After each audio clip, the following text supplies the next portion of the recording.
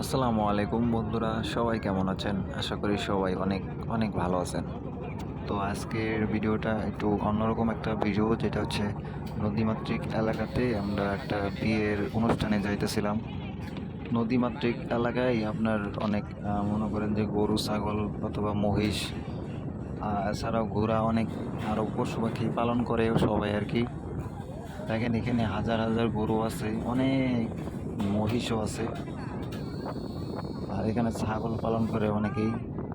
তো এই অঞ্চলটাই জুড়ে মনে করেন শুধুমাত্র গরু আর ছাগল পালন করে মানে মানুষ চলে তার জীবন।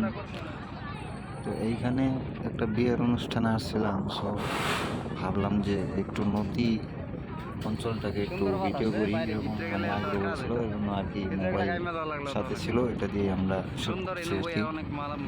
তো নদী অঞ্চল হলেও আমার কাছে মানে অন্যরকম একটা ফিল হয়েছে। আমি আবার নৌকার উপরে বসছিলাম, নৌকার উপরে আবার আসলেও বাতাস অনেক ছিল। তো এখানে বাতাস অনেক বেশি থাকার কারণে অনেক ভালো লাগছে, ঠান্ডা লাগছে। যেহেতু আজকে গরমের দিন, প্রচুর পরিমাণ গরম পড়ছে, যদিও বৃষ্টি হওয়ার ভাব কিন্তু বৃষ্টি হয় না আর কি। তো আমি আসলে ঝুম করে করে ক্যামেরাটা মানে চর অঞ্চলের গরুগুলাকে আর কি ক্যামেরাতে বন্দি করতে চাইতেছিলাম। তো আসলে এখানে এত পরিমাণ গরু খাওয়া দাওয়া করতেছে যে মানে বলার বাইরে, মানে হাজার হাজার গরু এই চর অঞ্চলে মনে করেন যে সকালে দিয়ে যায়, আবার বিকালে নিয়ে যায়। এখানে দেখেন যে অনেক মাঝি ভাইরা অনেক বড় একটা জাল নামাইছে। তো এই জাল দিয়ে তারা সারাদিন মাছ মারে। আমি সকালে দেখে গেছি মনে করেন, আবার সন্ধ্যাবেলা আসছি প্রায় আসর নামাজের পরে। আসর নামাজের পরে আইসা দেখি তারা মানে জাল টানতেছে। তো এরা সারাদিন মনে করেন যে জাল টানে, সকালে আসে এবং সন্ধ্যাবেলা তারা জাল নিয়ে মাছ নিয়ে বাজারে বিক্রি করে। তো এখানে একটা বাড়ি করছে, তো বাড়িটা একদম ফাঁকা জায়গার ভিতরে। তো এখানে দেখেন একটা চায়না জাল পাইতে রাখছে মাছ মারার জন্য। এটা 2-3 দিন পর্যন্ত থাকে মনে আছে, অনেকে নেওয়া যায় না, অনেকে আবার নেয়, প্রতিদিন তোলে মাছগুলো।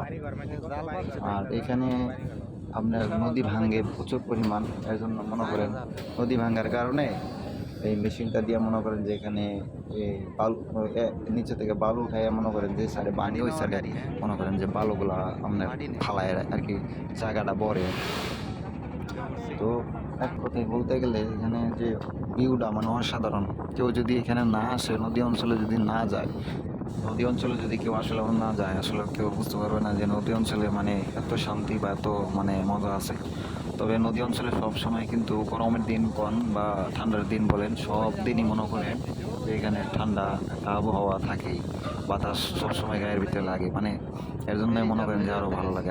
আর নদী অঞ্চল হচ্ছে গ্রাম অঞ্চলের চেয়েও মানে অন্যরকম একটা জায়গা। এই জায়গার ভিতরে মনে করেন আসলে দূরে বিয়ে খাইতে অনেক কমই গেছি। তো এরকম চর অঞ্চলে কখনো যাওয়া হয় না আর কি। তো এর আগেও একটা বিয়ে খাইছিলাম, ওটাও ছিল আমার চাচাতো ভাইয়ের বিয়ে। মানে এবার যে বোনের বিয়ে হইতেছে তার ছোট ভাইয়ের আর কি বিয়ে ছিল। তো ওইটাও তার কাছাকাছি আত্মীয় লাগে, তো এখানে আর কি বিয়ে ঠিক করছে, বোনের বিয়েও। তো ওইটার এটা প্রায় এক সমানই। তবে এবারের জার্নিটা একটু মনে হচ্ছে একটু নদীটা পুরোপুরি ঘুইরা তারপরে মনে করেন জার্নিটা করা লাগতেছে, তাই অনেক সময় লাগতেছে। তো সব কিছু মিলাইয়া যায় আগের থেকে মনে করেন এইবারের জার্নিটা একটু লম্বা জার্নি, এর জন্য আমার কাছে একটু মনে হইতেছে অন্যরকম জায়গাটা। আর চর অঞ্চলের মানুষগুলো তো জানেনি কীরকম, তারা অনেক কষ্ট করে, তারা অনেক খাটে, তারপরে অনেক পরিশ্রম করে। তারা সারাদিন গরু বা বিভিন্ন ফসলের দিকে তারা দৌড়ায়। তো এই যে এই পাশে দেখতেছেন একটা পাল তোলা নৌকা। তো এই পাল তোলা নৌকাটা আবার সব জায়গায় দেখা যায় না এখন। আগে অনেক অঞ্চলেই দেখা গেছে, অনেক নদীর ভিতরেই দেখা গেছে পাল তোলা নৌকা। তো এটা আমার কাছে খুব ভালো লাগছে। তো আসলে ওইদিকে হচ্ছে নদী ভাঙ্গে, প্রচুর পরিমাণ ভাঙ্গে, এখানে ফসলের জমিগুলো ভাঙ্গে কিন্তু নদী পানি নিয়ে যায়। তো এখানে চাষাবাদ যাদের জমি আছে, অনেকের জমি ভাঙিয়ে নেওয়া যায় প্রতি বছর, অনেক জমি কিন্তু পানিতে তলায় যায়, আবার অনেক ফসলও কিন্তু পানিতে তলায় যায়।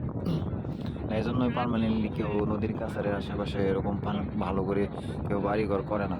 আর যদি করেও তার বাড়ি ভবিষ্যতে থাকবে কি না থাকবে এটারও কোনো গ্যারান্টি নেই। নদীমাতৃক এলাকার মানুষের জীবনটাই হচ্ছে মানে একটু কষ্টের। আমি হচ্ছে আসলে ফার্মিং বা আমার খামারের বিষয়ে ভিডিও তৈরি করি, মানে কৃষি বিষয়। তো আমার ভিডিওগুলো ভালো লাগলে অবশ্যই চ্যানেলটা সাবস্ক্রাইব করে পাশে থাকবেন।